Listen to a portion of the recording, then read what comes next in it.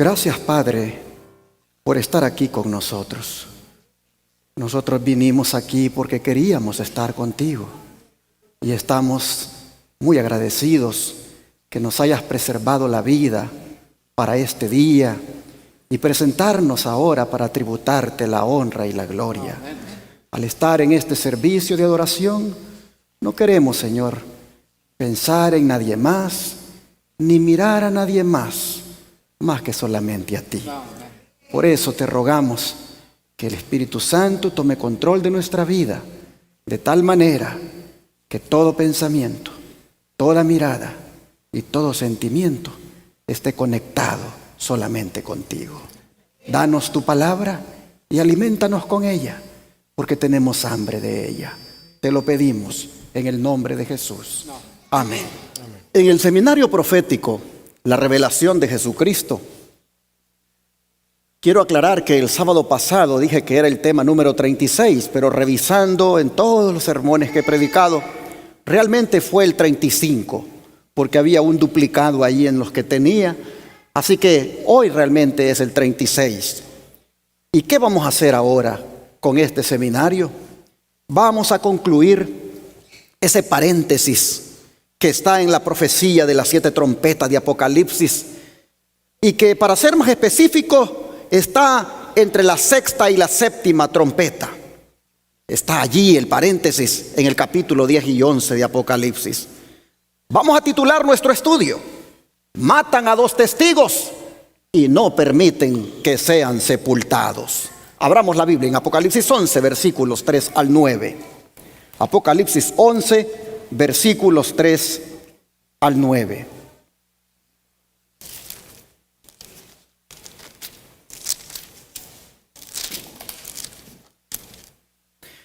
Y la Escritura dice, Apocalipsis 11, versículos 3 al 9.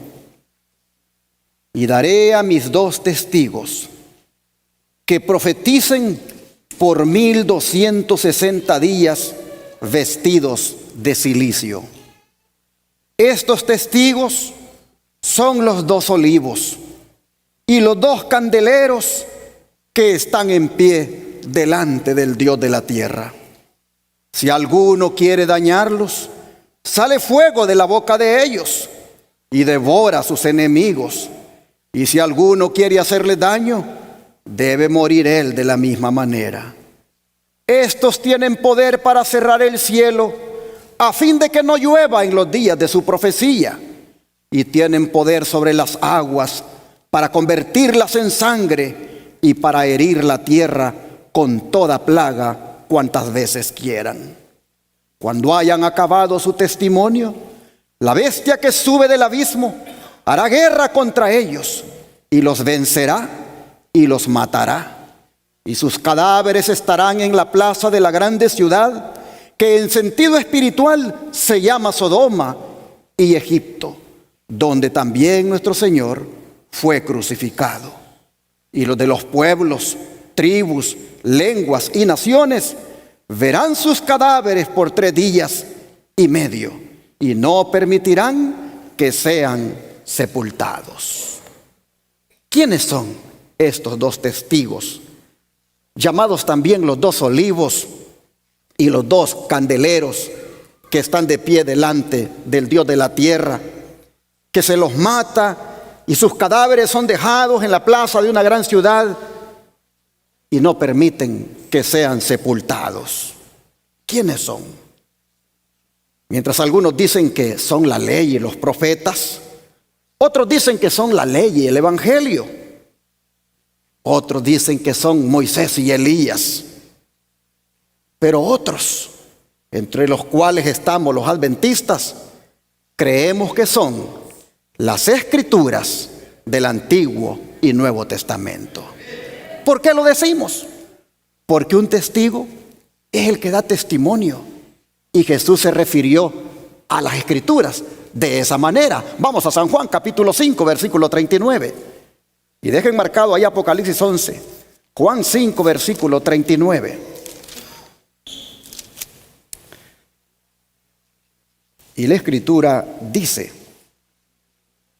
Escudriñad las Escrituras, porque a vosotros os parece que en ellas tenéis la vida eterna, y ellas son las que dan testimonio de mí. Así que, hermanos y hermanas, si queremos saber quién es Jesús, debemos escudriñar ¿qué cosa? Las Escrituras, porque ellas testifican de Él. Ellas son sus testigos. Y cuando hablamos de escudriñarlas, estamos hablando de investigar, de examinar. Es decir, no debemos estudiarlas así por encima nada más, sino que debemos profundizar, comparando un texto con otro. Debemos incluso ver si lo que está escrito en el Antiguo, como que se escribe en el Nuevo, dándole cumplimiento. Prácticamente, hermanos y hermanas, es estudiar la Biblia en su contexto. Cuando se hace eso, entonces sí, estamos como cavando profundamente y buscando el significado de lo que leemos. El don de profecía lo dice de la siguiente manera: esfuércense por entender completamente cada pasaje que lean.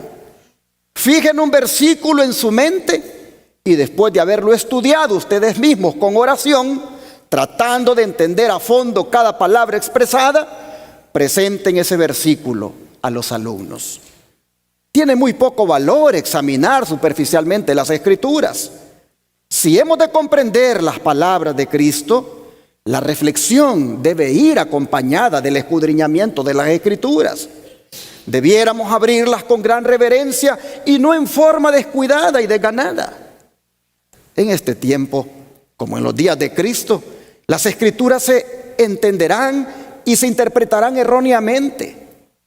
Si los judíos las hubieran estudiado con corazones piadosos, fervorosos y humildes, su escudriñamiento habría sido recompensado, no solamente con un verdadero conocimiento del tiempo, sino también de cómo se produciría la primera aparición de Cristo. No habrían atribuido la gloria de la segunda venida de Cristo a la primera. Tenían el testimonio de Daniel, de Isaías y de otros profetas. Tenían las enseñanzas de Moisés. Cristo mismo estaba en medio de ellos y aún así continuaban escudriñando las Escrituras en busca de alguna evidencia de su venida. Al mismo tiempo, hacían con Cristo lo que se había profetizado que harían. Se encontraban tan enceguecidos que no conocieron el tiempo de su visitación ni lo que estaban haciendo. Y así cumplieron la Escritura. Y muchos hacen hoy lo mismo, debido a que no han entendido el mensaje probatorio que se encuentra en el mensaje de los 3 ángeles. Hay quienes escudriñan las Escrituras tratando de probar que estos mensajes se cumplirán en el futuro. Reconocen la veracidad de los mensajes, pero fallan en ubicar el lugar que les corresponde en el cronograma profético. Por lo tanto, los tales están en peligro de confundir a la gente respecto a ese asunto. No perciben ni comprenden el tiempo del fin ni dónde colocar estos mensajes.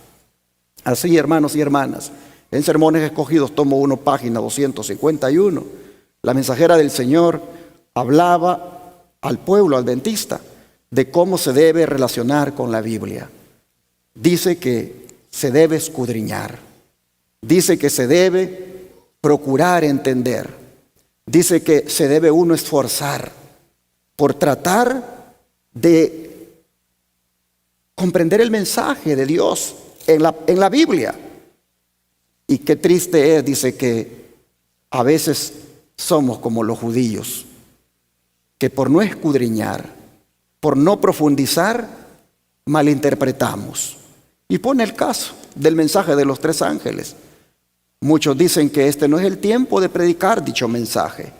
Hay algunos que dicen que eso se ha de hacer cuando ya la ley dominical se firme y que este no es el tiempo de predicar de ellos. Yo he oído adventistas que dicen eso. Pero esto es una muestra de lo erróneos que están en la interpretación por el escudriñamiento tan superficial que hacen de la Biblia. Hermanos, si hay un tiempo en el cual se debe predicar el mensaje de los tres ángeles, es ahora. Cuando venga el fuerte pregón, eso será otra cosa, hermanos. Pero ahora ya debería de estarse predicando estos mensajes. Y así entonces el don de profecía nos muestra el error que se comete cuando se estudia así por encima nada más la Escritura. Yo creo, hermanos y hermanas, que nosotros deberíamos dedicar tiempo para profundizar más en el estudio de la Biblia. ¿No creen ustedes? Nosotros deberíamos cavar más hondo y tratar de encontrar lo que Dios tiene para nosotros.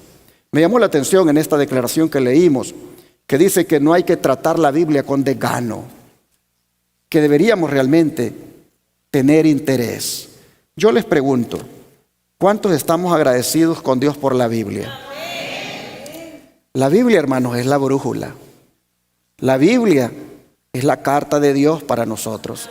La Biblia es el alimento que necesitamos.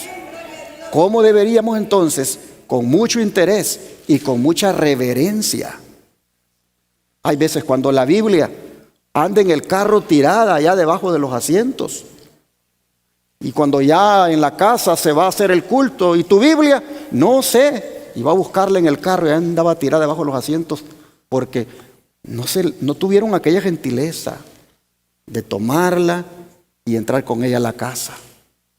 Deberíamos, hermanos, este libro santo, tenerle un gran respeto y tratarlo con consideración y reverencia.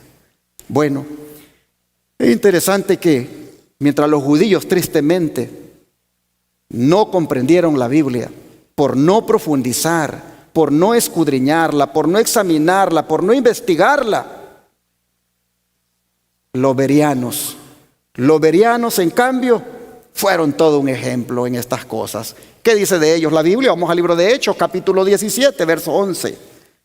Libro de Hechos, capítulo 17, verso 11. Y la Escritura dice, hablando de los hermanos de Berea, voy a leer el 10 también.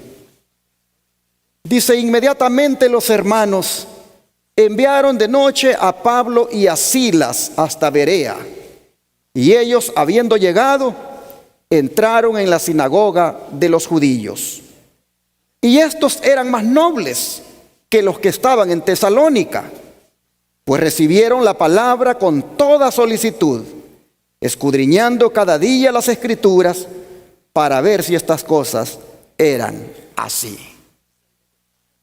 Qué interesante. Estos hermanos de Berea investigaban y examinaban lo que los predicadores traían. Ellos veían si aquello era así, pero me llama la atención que cada cuánto lo hacían. A ver, cada día. ¿Qué entienden ustedes con la expresión cada día? Que eran personas que se dedicaban al escudriñamiento de las Escrituras todos los días. En otras palabras, no se descuidaban del estudio diario de la Biblia. ¿Y por qué razón? Porque ellas les testificaban acerca del Jesús que Pablo les predicaba. Porque ellas también no solamente les testificaban de Jesús, sino también les iluminaban su entendimiento. Pues Juan dice en la profecía que ya leímos que esos dos testigos, los cuales son el Antiguo y el Nuevo Testamento, son, dice también, candeleros. ¿Y qué tiene un candelero? ¿Y para qué sirve esa luz del candelero? Para iluminar. Vamos otra vez a Apocalipsis 11:4 para leer la comparación. Apocalipsis 11, verso 4. Y aquí nos dice, estos testigos son los dos olivos y los dos candeleros que están en pie delante del Dios de la tierra. Oh, pónganle atención, hermanos, porque la Biblia, el Antiguo y Nuevo Testamento, que son los testigos, Dice que son los 2 olivos y los 2 candeleros que están en pie delante del Dios de la tierra. Cuando ustedes leen esto, hermanos y hermanas, ustedes pueden ver que estos son símbolos tomados de la visión de los 2 olivos que tuvo el profeta Zacarías. ¿Qué les parece si vamos a leer esa visión? Zacarías capítulo 4, versículo 1 al 6. Zacarías 4, versos 1 al 6. Y la escritura dice, Zacarías 4, 1 al 6. Volvió el ángel que hablaba conmigo y me despertó como un hombre que es despertado de su sueño. Y me dijo, ¿qué ves? Y respondí, he mirado y he aquí un candelero todo de oro, con un depósito encima, y sus 7 lámparas encima del candelabro, y 7 tubos para las lámparas que están encima de él. Y junto a él 2 olivos, el uno a la derecha del depósito y el otro a su izquierda. Proseguí y hablé diciendo a aquel ángel que hablaba conmigo, ¿qué es esto, Señor mío? Y el ángel que hablaba conmigo respondió y me dijo, ¿no sabes qué es esto? Y dije, no, Señor mío. Entonces respondió y me habló diciendo, esta es palabra de Jehová a Zorobabel que dice, no con ejército ni con fuerza, sino con mi espíritu, ha dicho Jehová de los ejércitos. Ahora noten los versículos 11 al 14.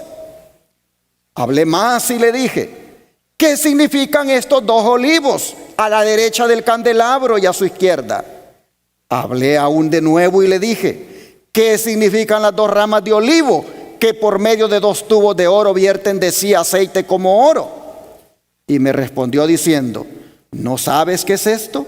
Y le dije, Señor mío, no. Y él dijo, estos son los 2 ungidos que están delante del Señor de toda la tierra. Hermanos, cuando ustedes leen este pasaje, ustedes encuentran, hermanos, que el aceite que hace alumbrar la lámpara es símbolo del Espíritu Santo. Y la lámpara, el candelabro que es alumbrado con el aceite del Espíritu Santo, ese candelabro es la palabra de Dios. Porque cuando pregunta el profeta, ¿qué es esto? El ángel le dice, ¿no sabes qué es esto? Esta es, le dice, ¿qué cosa? Palabra de Jehová, que dice, no con ejército ni con fuerza, sino con mi espíritu. Esta es palabra de Jehová. El candelabro era representación de la palabra y el aceite que le daba la luz era representación del Espíritu Santo. Y esto de que el candelabro sea palabra está bien documentado y respaldado por la Escritura. Pues el salmista dice, lámpara es, ¿qué cosa? A mis pies tu palabra y lumbrera a mi camino. La Biblia es comparada a la lámpara. Pero ¿podría aplicarse los términos de esta visión de Zacarías a los 2 testigos del Apocalipsis, es decir, al Antiguo y al Nuevo Testamento? Vean lo que dice el don profético. Estos 2 testigos representan las escrituras del Antiguo Testamento y del Nuevo. Ambos son testimonios importantes del origen y del carácter perpetuo de la ley de Dios. Ambos testifican también acerca del plan de salvación. Los símbolos, los sacrificios y las profecías del Antiguo Testamento se refieren a un Salvador que habría de venir. Y los evangelios y las epístolas del Nuevo Testamento hablan de un Salvador que vino tal como fuera predicho por los símbolos y la profecía. Conflicto de los siglos, página 271. Y sigue diciendo, procedente de los 2 olivos, corría el áureo aceite por los tubos hacia el recipiente del candelero. Y luego hacia las lámparas de oro que iluminaban el santuario. Y luego hacia las lámparas, de oro que iluminaban el santuario. Así también, mire, aquí viene la analogía. Así también, de los seres santos que están en la presencia de Dios, es decir, el Antiguo y Nuevo Testamento, los dos testigos, de los seres santos, dice que están en la presencia de Dios. Su espíritu es impartido a los instrumentos humanos que están consagrados a su servicio. La misión de los dos ungidos es comunicar al pueblo de Dios que solo la gracia celestial puede hacer de su palabra una lámpara para los pies y una luz para el sendero. Palabra de Dios del Gran Maestro, página 337. Así que con esto, hermanos, el don de profecía nos dice que la expresión más completa del Espíritu Santo para los hombres está contenida aquí, en las Escrituras del Antiguo y Nuevo Testamento. Por eso es que ambos testamentos deben ser considerados como los dos testigos de Dios. Pero la profecía decía que ellos profetizarían por 1260 días vestidos de cilicio. Volvamos a leerlo, Apocalipsis 11, verso 3.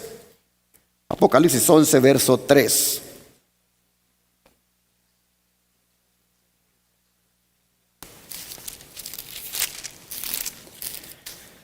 Y la Escritura dice: y daré a mis dos testigos que profeticen por 1260 días, vestidos ¿de qué manera? Vestidos de cilicio. ¿Qué cosa es el cilicio? El cilicio era, hermanos, vestirse de color negro. Era vestirse de luto, en señal de duelo, como también de oscuridad. Ahora es interesante que los 1260 días son los mismos 42 meses del verso 2. Miren ustedes, ya prediqué de esto el sábado pasado, pero lo voy a recalcar. Pero el patio que está fuera del templo, déjalo aparte y no lo midas, porque ha sido entregado a los gentiles y ellos hollarán la ciudad santa 42 meses. ¿Por qué decimos que los 42 meses del verso 2 son los mismos 1260 días del verso 3? Porque cuando usted multiplica 42 meses por 30 días que tiene un mes bíblico, le salen 1260 días. Y lo que nos está diciendo la profecía es, en el verso 2, que los gentiles harían de las suyas por 1260 días en contra de la ciudad santa, que en este caso es un símbolo de la iglesia. Pero en el verso 3 nos dice el papel que jugaría la iglesia durante esos 1260 días, que es prácticamente predicar en tiempos de oscuridad, predicar de tal manera que era como vestirse de luto. Mis hermanos, en profecía se aplica el principio de interpretación profética de día por año. Y en este caso los 1260 días son prácticamente 1260 años en los cuales hubo luto y oscuridad aquí en este mundo y hubo dolor. La pregunta es, ¿cuándo comenzaron esos 1260 años y cuándo terminaron en la historia? Siendo nosotros historicistas en la manera de interpretar las profecías, les pongo a continuación, por la luz del don de profecía, cuándo comienzan los 1260 días o 42 meses o tiempo y la mitad de un tiempo, Daniel 7, cuándo comienzan y cuándo terminan. Aquí está. Dice los 42 meses y los 1260 días designan el mismo plazo. O sea, el tiempo durante el cual la iglesia de Cristo iba a sufrir bajo la opresión de Roma. Los 1260 años del dominio temporal del Papa comenzaron en el año 538 y debían terminar en 1798. En dicha fecha entró en Roma un ejército francés que tomó preso al Papa, el cual murió en el destierro.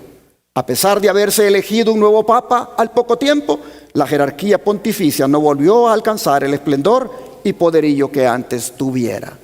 Así el conflicto de los siglos en la página 270 nos confirma lo anterior que les mencioné.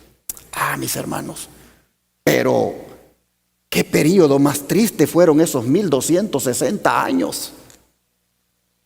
En ese tiempo las escrituras fueron prohibidas y prácticamente Se promovieron las supersticiones paganas, se diseminaron por todas partes sobre la iglesia como una vestidura de silicio que oscurece la luz. La razón que se dio para prohibir la lectura de la Biblia era porque decían que la Biblia solo la podía entender el clero, los obispos, los sacerdotes. Y decían que la gente no podría entenderla y por lo tanto la prohibieron.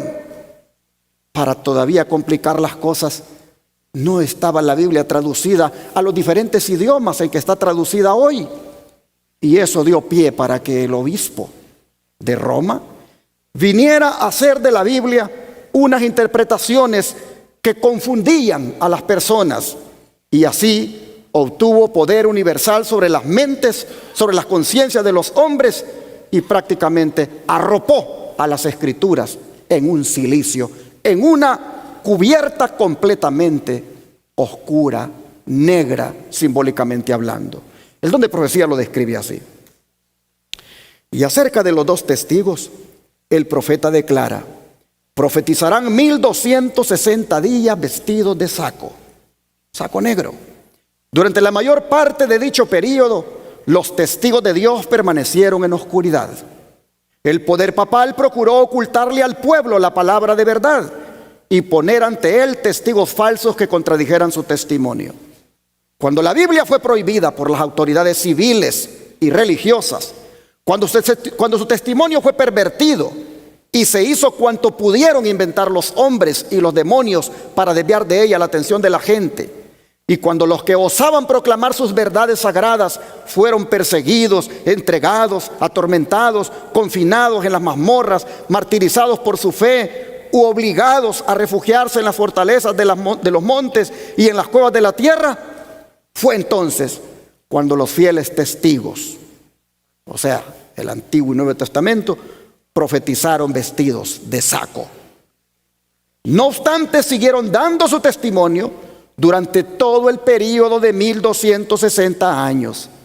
Aún en los tiempos más sombríos, hubo hombres fieles que amaron la palabra de Dios y se manifestaron celosos por defender su honor. A estos fieles siervos de Dios les fueron dados poder, sabiduría y autoridad para que divulgasen la verdad durante todo este período. Así es, gloria al Señor, porque aun cuando había oscuridad, aun cuando había esa época que se le conoce como la Edad Media, porque era la medianoche para el mundo y el mediodía para el papado, de todas maneras, siempre la palabra de Dios siguió alumbrando. Siempre la palabra de Dios siguió siendo predicada, aunque sea vestida de silicio, aunque sea vestida de un saco negro. Así, en ese ambiente, siempre fue la palabra de Dios haciendo la obra. Pero el desprecio y el ocultamiento de la verdad que hizo el papado en ese tiempo, oh hermanos y hermanas, ese ocultamiento de la verdad para la humanidad no quedaría impune, pues la profecía dijo en el verso 5 que si alguno quiere dañarlos, sale fuego de la boca de ellos y devora a sus enemigos. Y si alguno quiere hacerle daño, debe morir él de la misma manera. Así es el verso 5 de Apocalipsis 11.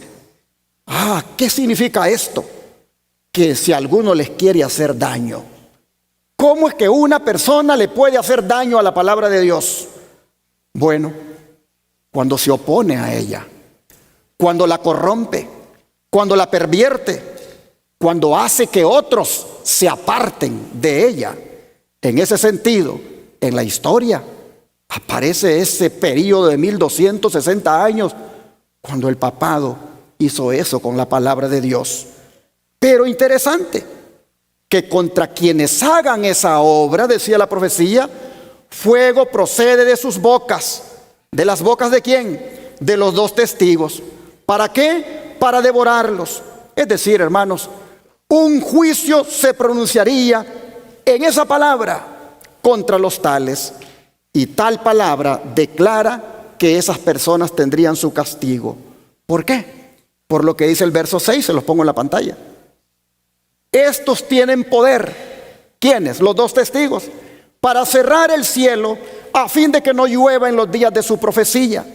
Y tienen poder sobre las aguas para convertirlas en sangre y para herir la tierra con toda plaga cuantas veces quieran.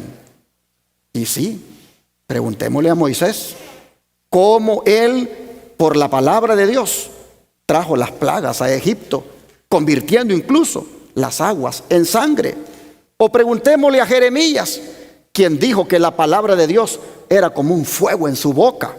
O preguntémosle a Elías, quien hizo suya la palabra de Dios al decir que no habría lluvia sino hasta después de 3 años y medio. Cerró los cielos y no hubo lluvia en la tierra. Oh, hermanos y hermanas, ¿o qué? Si le preguntamos también al mismo apóstol Juan, cuando más adelante en el Apocalipsis nos habla lo que por la palabra ocurrirá en ese derramamiento de las plagas sobre aquellos que adoren a la bestia y a su imagen. ¿Qué nos dice todo esto, hermanos? Se los pongo aquí. Que los hombres no pueden pisotear impunemente la palabra de Dios. El significado de tan terrible sentencia que acabamos de leer resalta en el último capítulo de Apocalipsis cuando dice: yo advierto a todo aquel que oye las palabras de la profecía de este libro.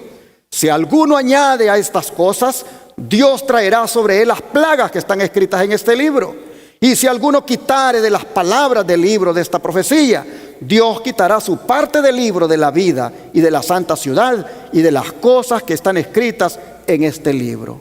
Tales son los avisos que ha dado Dios para que los hombres se abstengan de alterar lo revelado o mandado por Él. Estas solemnes denuncias se refieren a todos los que con su influencia hacen que otros consideren con menosprecio la ley de Dios. Deben hacer temblar y temer a los que declaran con liviandad que poco importa que obedezcamos o no obedezcamos a la ley de Dios. Todos los que alteran el significado preciso de las Sagradas Escrituras, sobreponiéndole sus opiniones particulares, y los que tuercen los preceptos de la palabra divina, ajustándolos a sus propias conveniencias o a las del mundo, se arrogan terrible responsabilidad. La palabra escrita, la ley de Dios, medirá el carácter de cada individuo y condenará a todo el que fuere hallado falto por esta prueba infalible. Así, hermanos, el conflicto de los siglos en la página 271 y 272 nos explica el verso 6 cuando habla del poder que tienen las Escrituras, los dos testigos, para cerrar el cielo a fin de que no llueva, como también para convertir las aguas en sangre y para herir la tierra con toda plaga cuantas veces quieran. Esto lo dice en explicación al verso 6, que habla de cómo también deben ser castigados los que se oponen a la palabra. Me llama la atención en esta declaración que leímos que esta sentencia del verso 5, para ser más específico, va, dice, contra aquellos que enseñan a la gente a desobedecer la ley de Dios. Va en contra de aquellos que apartan al mundo de la ley de Dios. Y es lamentable cómo miles de ministros y miles de sacerdotes en el mundo han prácticamente alentado a la gente a no oír la santa ley de Dios. Al predicar solamente de que somos salvos por gracia, han hecho de la gracia un libertinaje y prácticamente todas las personas salvados por la gracia están pisoteando cada uno de los mandamientos. Esta sentencia, por lo tanto, si ustedes notan, dice que es aplicable a ese tipo de predicadores. Oh, mis hermanos, pero si fueron difíciles los 1260 días o años en los cuales los dos testigos tuvieron que hacer su trabajo de predicar, más difícil sería lo que les esperaba, pues los versículos 7 y 8 dice que los matarían y que no serían sepultados. Empecemos por ver eso de que los matarían. Versículos 7 y 8. Apocalipsis 11. Dice, cuando hayan acabado su testimonio, la bestia que sube del abismo hará guerra contra ellos y los vencerá y los matará. Y sus cadáveres estarán en la plaza de la grande ciudad, que en sentido espiritual se llama Sodoma y Egipto, donde también nuestro Señor fue crucificado. ¿Quién es esta bestia que sale del abismo y mataría a los dos testigos? ¿Cuándo es que lo haría? Nosotros miramos que lo haría, dice, cuando haya acabado su testimonio. Es decir, cuando los 1260 días han acabado y los dos testigos han estado testificando vestidos de luto, en esa condición tan caótica, tan difícil, predicando, cuando la persecución es acérrima en contra de la iglesia. Al terminar dicho periodo, cuando ellos han acabado su testimonio, surge esta bestia para matarlos. Mire cómo el don de profecía en el conflicto de los siglos lo explica con lujo de detalles. En cuanto a la frase que dice, y cuando hayan acabado o estén acabando de dar su testimonio, el don de profecía explica el período en que los dos testigos iban a testificar vestidos de saco. Terminó en 1798. Efectivamente, ahí terminaron los 1260 años de persecución. Cuando estuviesen por concluir su obra, dice, en la oscuridad, les haría la guerra el poder representado por la bestia que sube del abismo que acabamos de leer. En muchas de las naciones de Europa, los poderes que gobernaban la iglesia y el Estado habían permanecido bajo el dominio de Satanás por medio del papado. Mas aquí, en lo que acabamos de leer, se deja ver una nueva manifestación del poder satánico. Con el pretexto de reverenciar las Escrituras, Roma las había mantenido aprisionadas en una lengua desconocida y las había ocultado al pueblo. Durante la época de su dominio, los testigos profetizaron vestidos de saco. Pero otro poder, la bestia que sube del abismo, iba a levantarse a combatir abiertamente contra la palabra de Dios. ¿Quién sería esta bestia? El don de profecía sigue diciendo, la gran ciudad en cuyas calles son asesinados los testigos y donde yacen sus cuerpos muertos, se llama simbólicamente Egipto. De todas las naciones mencionadas en la historia de la Biblia, fue Egipto la que con más osadía negó la existencia del Dios vivo y se opuso a sus mandamientos. Ningún monarca resistió con tanto descaro a la autoridad del cielo como el rey de Egipto. Cuando se presentó Moisés ante él para comunicarle el mensaje del Señor, el faraón contestó con arrogancia, ¿quién es Jehová para que yo oiga su voz y deje ir a Israel? Yo no conozco a Jehová y ni tampoco dejaré ir a Israel, dice Éxodo 5:2. Esto, dice, es ateísmo. Yo no conozco a Jehová y ni tampoco dejaré ir a Israel. Esto, dice, se llama ateísmo. Y la nación representada por Egipto aquí iba a oponerse de un modo parecido a la voluntad del Dios vivo y a dar pruebas del mismo espíritu de incredulidad y desconfianza. Pero también hemos leído que la gran ciudad también es comparada simbólicamente con Sodoma. Y es que la corrupción de Sodoma, al quebrantar la ley de Dios, fue puesta de manifiesto especialmente en la vida disoluta que había allí. Y este pecado también iba a ser el rasgo característico de la nación que cumpliría lo que estaba predicho en el pasaje que hemos leído, simbolizado por esa bestia que sube del abismo. Y en conformidad, dice, con lo que dice el profeta, se iba a ver en aquel tiempo, poco antes del año 1798, que un poder de origen y carácter satánicos se levantaría para hacer guerra a la Biblia. Y en la tierra, en que de aquella manera iban a verse obligados a callar los dos testigos de Dios, se manifestarían el ateísmo del faraón y la disolución de Sodoma. Esta profecía, dice, se cumplió de un modo muy preciso y sorprendente en la historia de Francia. Así que Francia Es la bestia que subió del abismo para matar a los dos testigos, para matar a la palabra de Dios, al Antiguo y Nuevo Testamento. ¿Cómo lo hizo? Sigamos leyendo el don profético.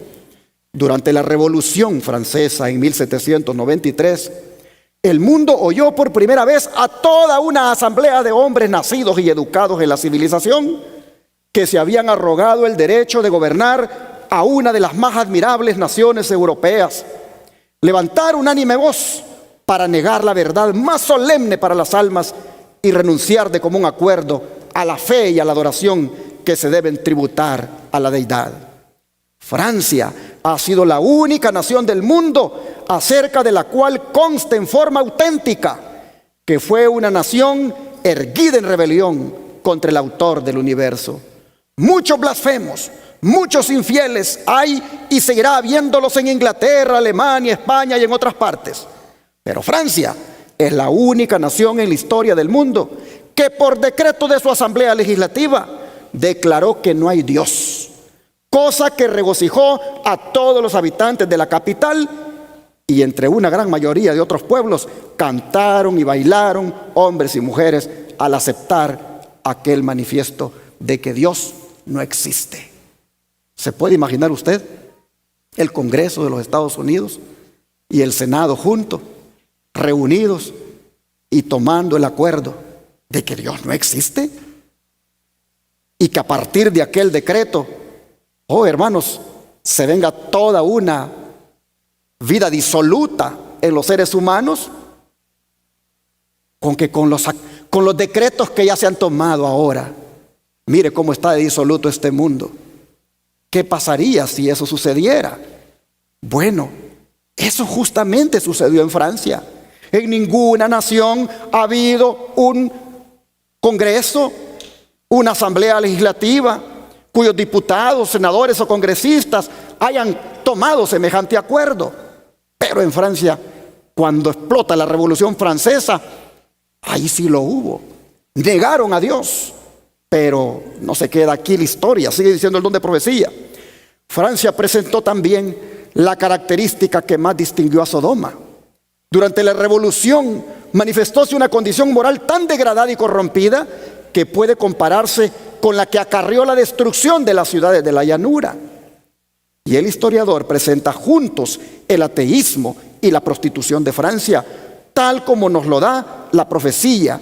Íntimamente relacionada con estas leyes que afectan la religión, se encontraba aquella que reducía la unión matrimonial, el contrato más sagrado que pueden hacer seres humanos y cuya permanencia y estabilidad contribuye eficacísimamente a la consolidación de la sociedad. Prácticamente, dice, la reducieron a un mero convenio civil de carácter transitorio que dos personas cualesquiera podían celebrar o deshacer a su antojo.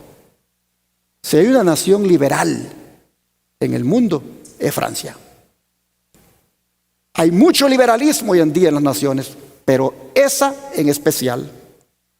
Dice, si los demonios se hubieran propuesto inventar la manera más eficaz de destruir todo lo que existe de venerable, de bueno o de permanente en la vida doméstica, con la seguridad a la vez de que el daño que intentan hacer se perpetuaría de generación en generación, no habrían podido echar mano de un plan más adecuado que el de la degradación del matrimonio.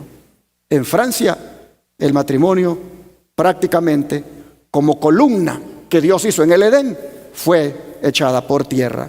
Dice que Sophie Amol, notable actriz que se distinguía por la agudeza de sus dichos, definió el casamiento republicano como el sacramento del adulterio.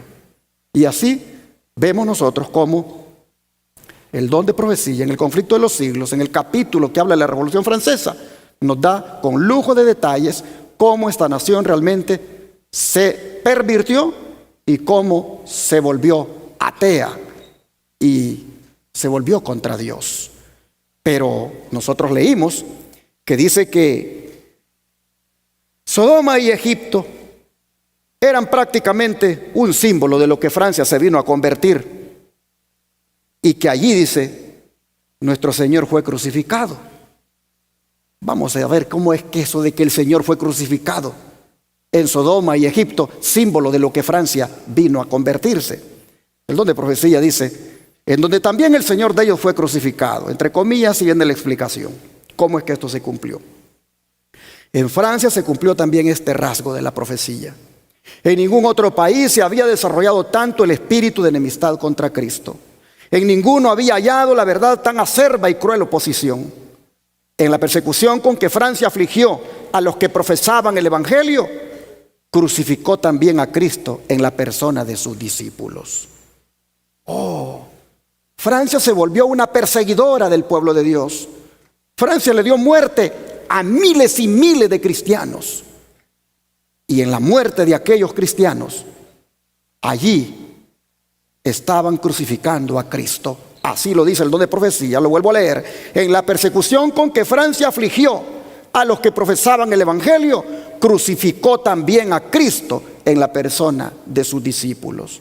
Siglo tras siglo, la sangre de los santos había sido derramada. Mientras los valdenses sucumbían en las montañas del Piamonte a causa de la palabra de Dios y del testimonio de Jesús, sus hermanos, los albigenses de Francia, testificaban de la misma manera por la verdad. En los días de la Reforma, los discípulos de esta habían sucumbido en medio de horribles tormentos. Reyes y nobles, mujeres de elevada alcurnia, delicadas doncellas, la flor y nata de la nación, se habían recreado viendo las agonías de los mártires de Jesús.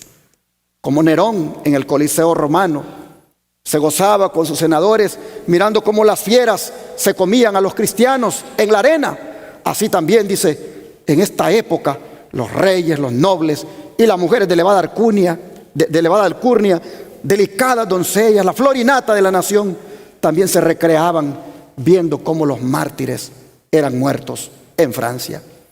Y va a destacar a unos, los valientes hugonotes.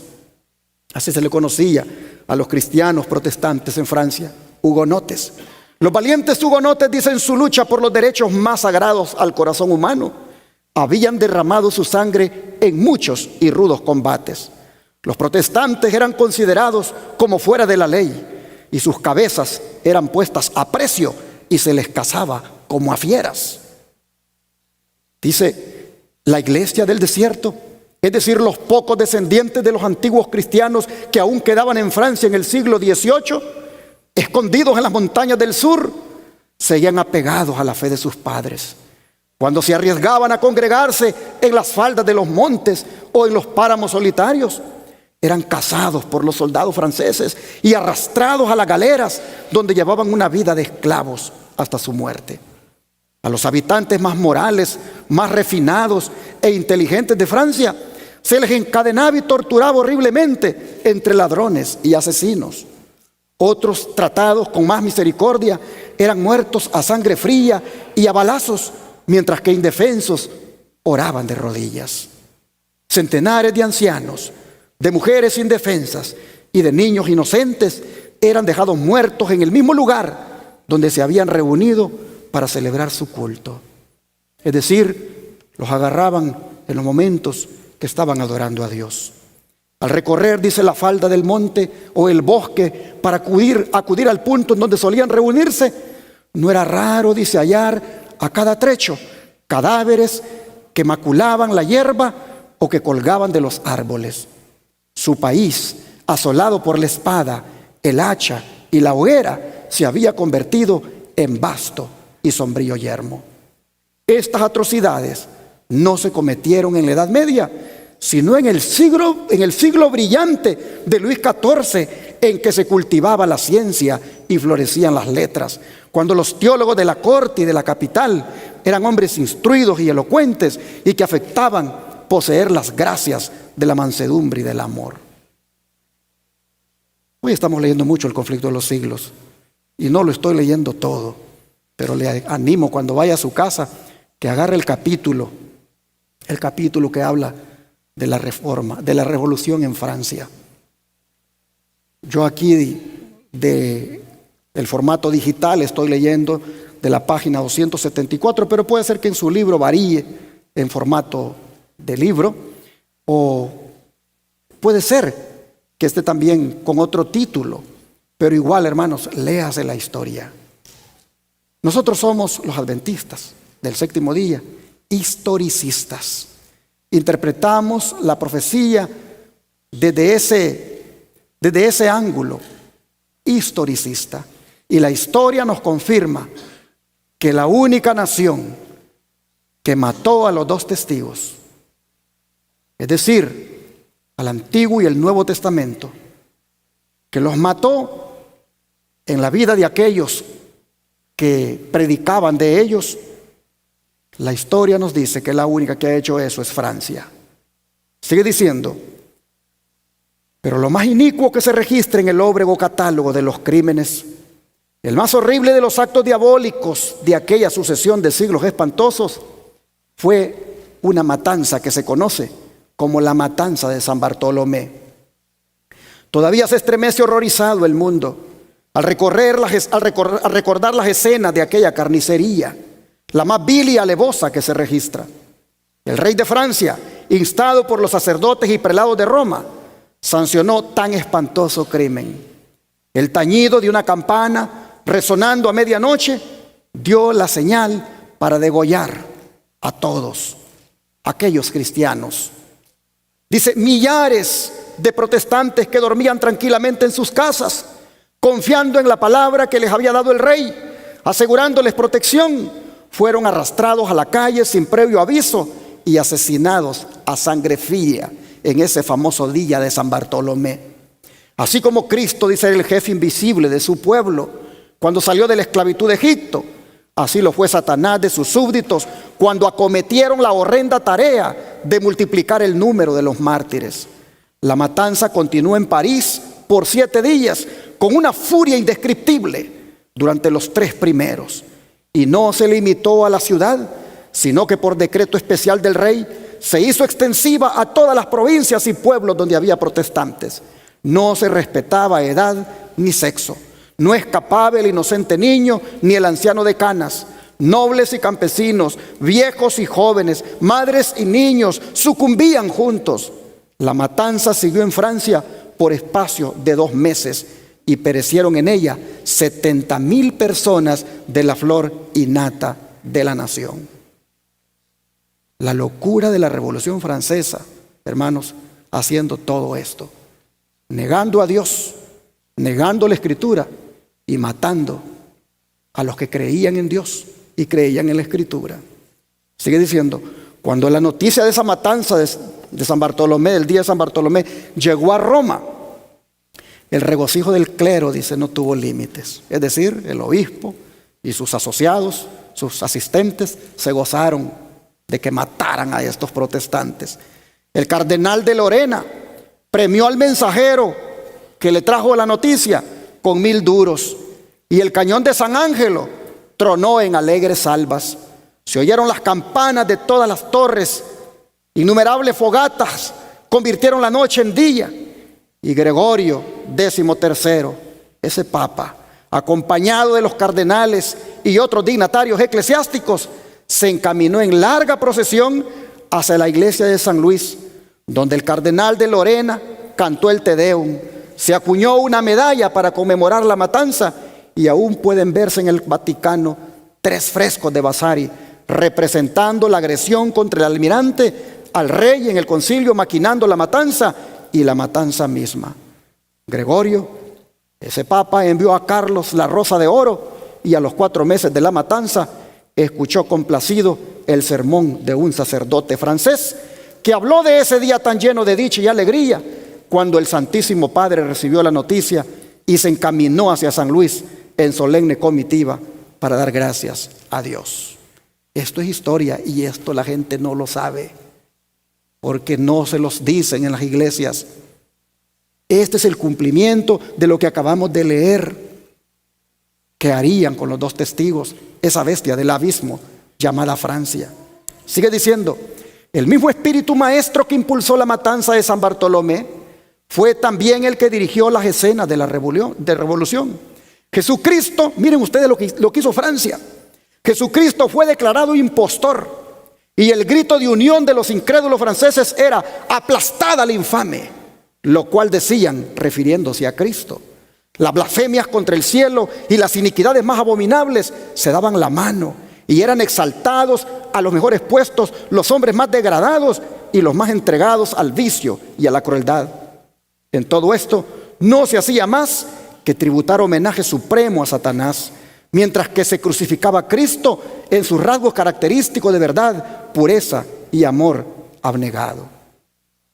La bestia que sube del abismo, hemos leído que dice que hará guerra contra ellos, es decir, contra los dos testigos, y prevalecerá contra ellos y los matará. Hemos leído aquí en Apocalipsis 11. Bueno, mire cómo sucedió. El poder ateo, dice, que gobernó a Francia durante la Revolución y el reinado del terror, hizo a Dios y a la Biblia una guerra como nunca la presenciara el mundo. El culto de la deidad fue abolido por la Asamblea Nacional. Se recogían Biblias para quemarlas en las calles, haciendo cuanta burla de ellas se podía. La ley de Dios fue pisoteada, las instituciones de la Biblia abolidas. El día del descanso semanal fue abandonado y en su lugar se consagraba un día de cada 10 a la orgía y a la blasfemia. El bautismo y la comunión quedaron prohibidos y en los sitios más a la vista, en los cementerios, se fijaron avisos en que se declaraba que la muerte era un sueño eterno, es decir, no hay resurrección. Incrédula completamente Francia con sus decisiones legislativas. Oh, mis hermanos, pero si lo leído hasta aquí es horrible sobre lo que hizo Francia al matar simbólicamente a los dos testigos, el Antiguo y el Nuevo Testamento, lo que sigue es una blasfemia declarada. Pues el versículo 9 y 10, vea lo que dice. Y los de los pueblos, tribus, lenguas y naciones verán sus cadáveres por 3 días y medio y no permitirán que sean sepultados. Y los moradores de la tierra se regocijarán sobre ellos y se alegrarán y se enviarán regalos unos a otros, porque estos dos profetas habían atormentado a los moradores de la tierra. Así, hermanos y hermanas, nosotros vemos que los dos testigos fueron rechazados por el mundo junto con el mensaje que predicaban. ¿Por qué? Porque les atormentaba su conciencia. Y se alegraron tanto de que la voz disidente y reprensora no se escuchara más, que hasta se intercambiaron, dice, regalos entre ellos. Mientras tanto, los testigos sufrieron un gran ultraje, pues dice que fueron dejados en las calles sin sepultar. En los tiempos antiguos era una desgracia y la tragedia más grande dejar cuerpos expuestos y sin sepultar, privados de la sepultura. Pero eso efectivamente hizo Francia. Simbólicamente, 3 días y medio proféticos que menciona aquí la Biblia, fue que estuvieron los cadáveres simbólicos de los testigos, Antiguo y Nuevo Testamento, tirados prácticamente en las calles de París. Y cuando digo 3 días y medio como simbólico, me refiero, hermanos, a 3 años y medio que duró este decreto francés en contra del cristianismo y de la Biblia. Prácticamente, el 26 de noviembre de 1793, que se emitió el decreto, hasta el 17 de junio de 1797, cuando se anuló dicho decreto, se cumplieron los 3 días y medio de los que habla aquí, en los cuales estuvieron los cadáveres de los 2 testigos tirados en las calles y no se permitió que se les diera sepultura. Pero hermanos y hermanas, justo cuando el decreto que anuló aquellas prohibiciones se volvió a tomar en la Asamblea de Francia, allí, hermanos, la mano de Dios estaba obrando. Porque allí prácticamente el Señor le puso límite al ateísmo. Y ahora el mundo miraría cómo la palabra de Dios es eterna y nunca muere. Pues vean lo que dicen los versículos 11 y 12. Pero después de 3 días y medio, o sea, después de los 3 años y medio que duró la Revolución Francesa, Dice, entró en ellos. ¿En quién? En los dos testigos, en los cadáveres que estaban tirados por las calles. Todo esto es simbólico.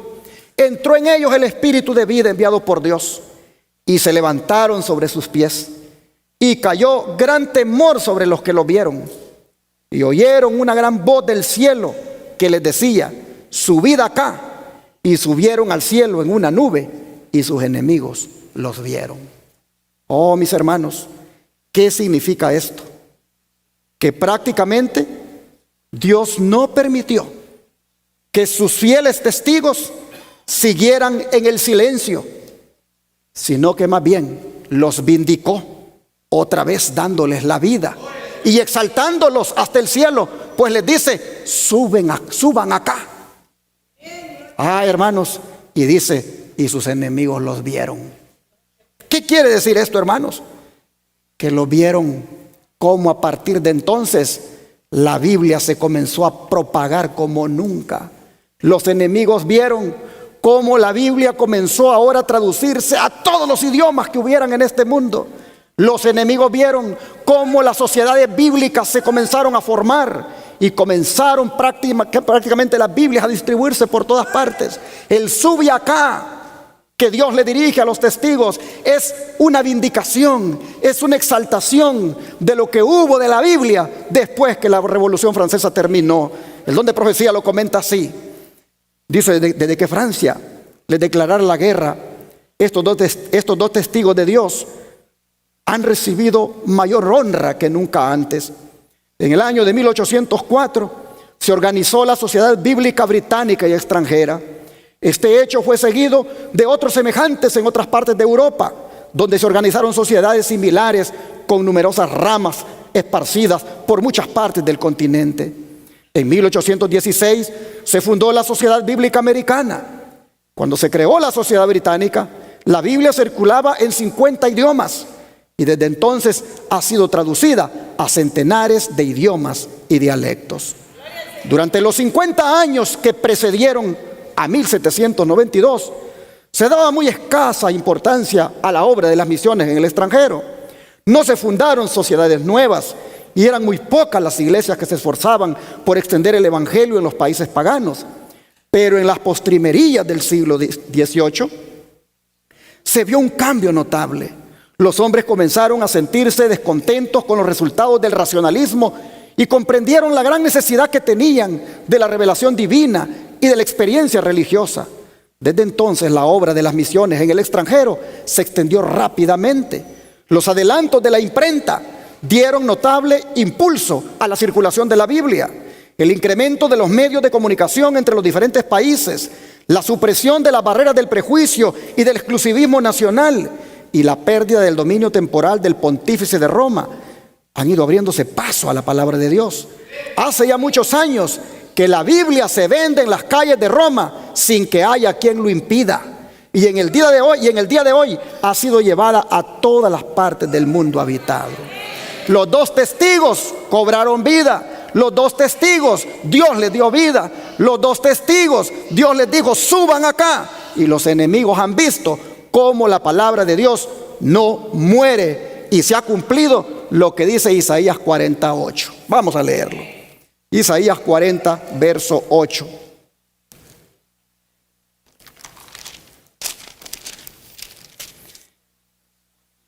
Sécase la hierba, marchítase la flor, mas la palabra del Dios nuestro permanece para siempre.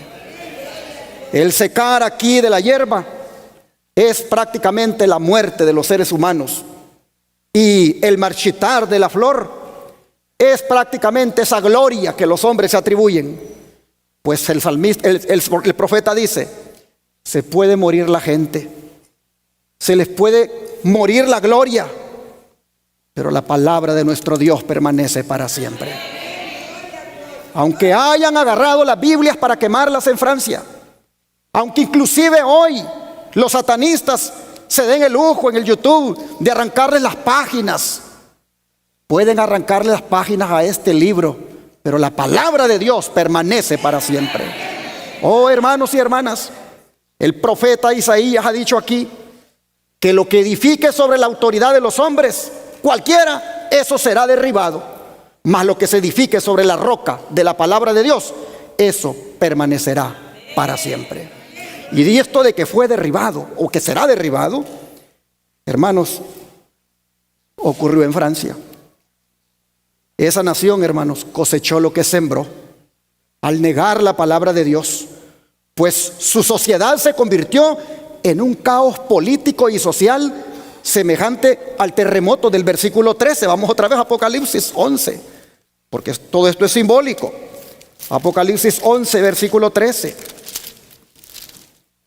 Dice: en aquella hora hubo un gran terremoto, y la 10ª parte de la ciudad se derrumbó, y por el terremoto murieron en número de 7,000 hombres, y los demás se aterrorizaron y dieron gloria al Dios del cielo. Hermanos y hermanas, aquí nosotros vemos varios términos, pero estos términos son símbolos, son simbólicos que describen el estado en el cual se convirtió Francia como resultado de su revolución. Francia promovió el ateísmo, y el ateísmo derivó en comunismo y trajo sobre sus habitantes muchas pérdidas, empezando con su aristocracia. La nobleza por herencia quedó abolida, y en consecuencia los títulos de príncipe, duque, conde no se le otorgó a nadie más. El pionero adventista Stephen Haskell dijo que la monarquía fue sacudida como resultado de la Revolución Francesa, y el gran ejército de nobles, que algunos historiadores calculan como siendo 7,000, perdieron sus títulos. El gobierno quedó prácticamente en manos de la clase media. Y así, hermanos y hermanas, dice el versículo 14, que concluye: la 6ª trompeta en su segundo ay, y que el tercer ay ya viene pronto. Es decir, la 7ª trompeta está por sonar. La pregunta es: ¿estará por sonar o ya comenzó a sonar? Eso lo miraremos en el próximo estudio. Por ahora, solo quiero que aprendamos la lección de que los que se rebelan a la palabra de Dios y la hacen morir en sus vidas o la rechazan, estos caen en tinieblas y vienen al fracaso, como ocurrió con Francia. Por eso, hermanos y hermanas, es menester que nosotros atendamos las palabras del apóstol Pedro, que se encuentran en la 2ª carta, capítulo 1, verso 19. Segunda de Pedro, capítulo 1, verso 19.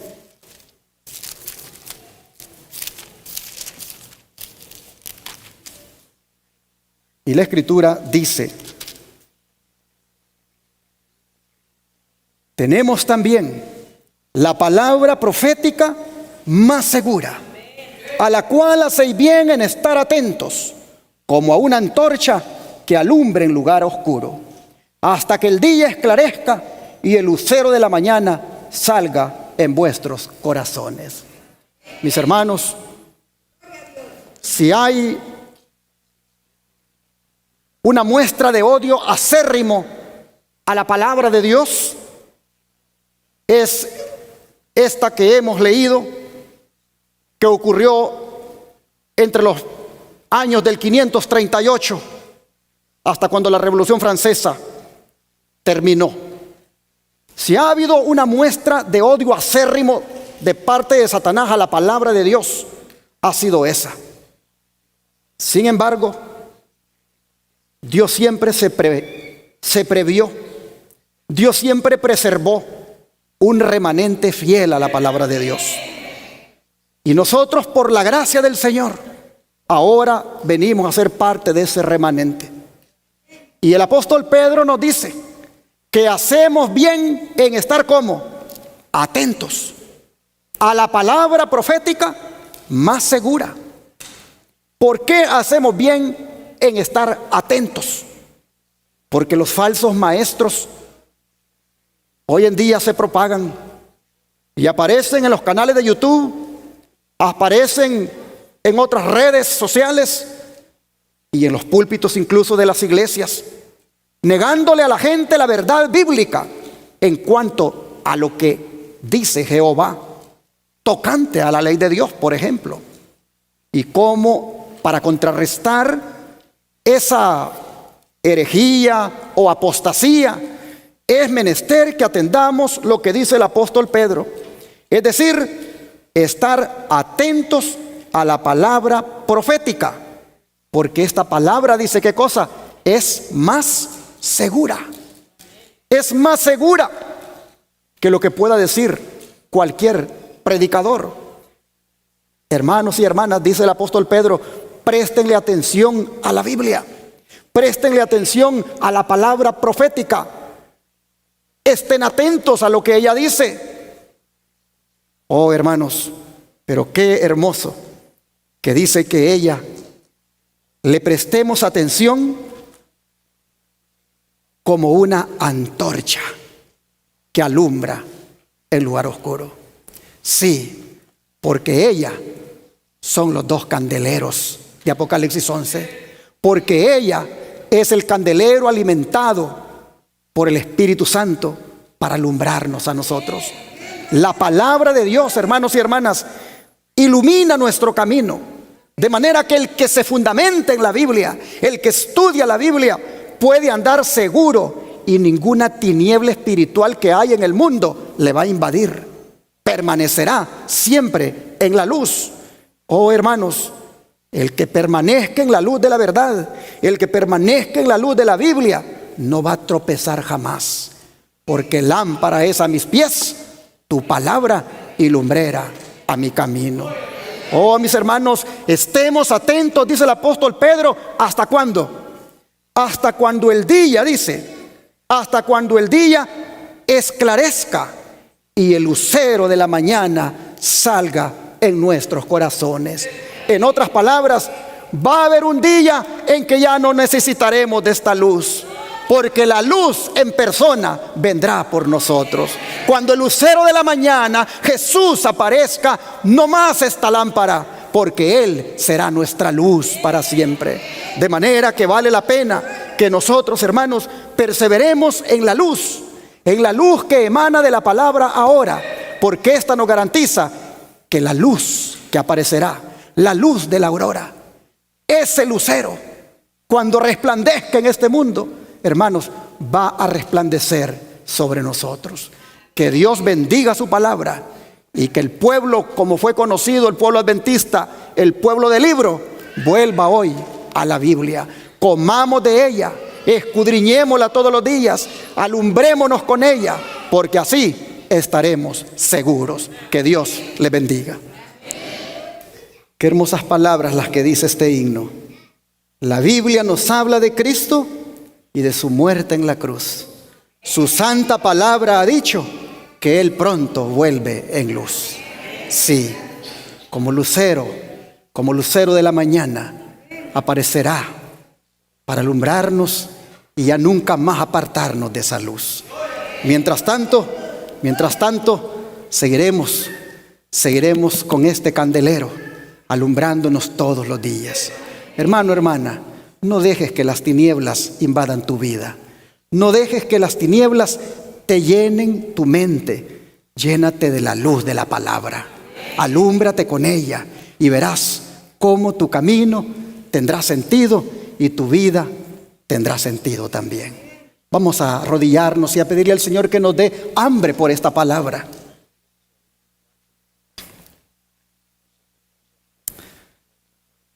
Amante Dios y Padre, te damos gracias por tu santa palabra, porque ella es viva y eficaz.